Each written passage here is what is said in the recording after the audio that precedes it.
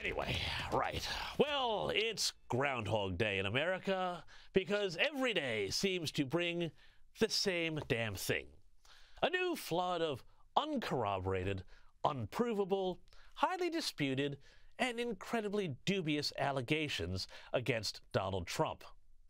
Allegations that the accusers have just conveniently sat on for years and only just now, days before the election, decided to step forward with. Trump is a groper. Trump said he was a big Hitler fanboy. Trump was mean about a dead Mexican-American soldier. And so on, and so on, and so forth. Oh yes, no, Trump's chief of staff apparently heard the president talking 5 years ago about his admiration for Hitler and dictators and whatever when he was back in office.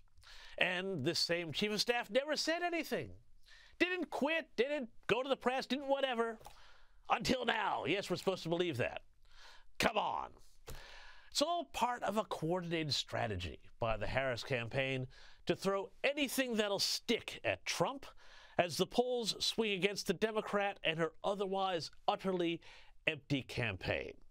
I'll tell you what, so many of these stories, they're so lame that they are being launched through ridiculously hard left propaganda organs like The Guardian and The Atlantic.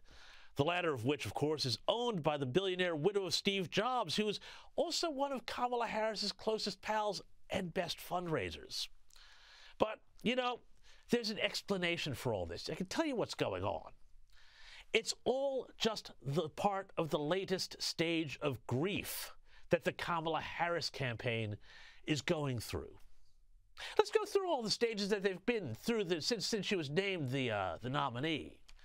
We started with joy, and then we moved on to hiding from the media, and then there was a bit of brat summer, and then there was the crucial do all the media you can and hope this campaign catches fire stage, which we seem to be emerging out of as we head into the current stage, which is the call Trump Hitler stage of grief. Will acceptance be the final stage? Don't bet on it. Look at this. CNN had a town hall with Kamala Harris on Thursday, and I'll get to what else happened a bit in there later in the show. But let me play this little exchange between Kamala Harris and host Anderson Cooper. Do you think Donald Trump is a fascist? Yes, I do.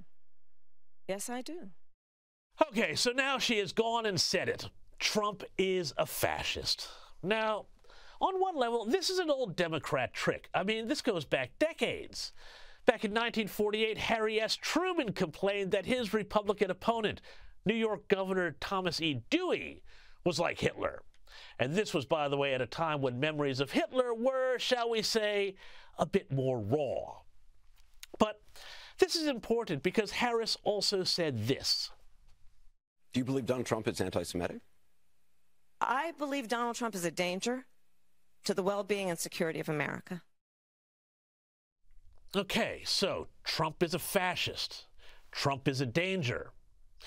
Well, you know that I am no fan of the idea that words cause violence, but given there have already been 2 attempts on Donald Trump's life, you gotta ask, is this responsible?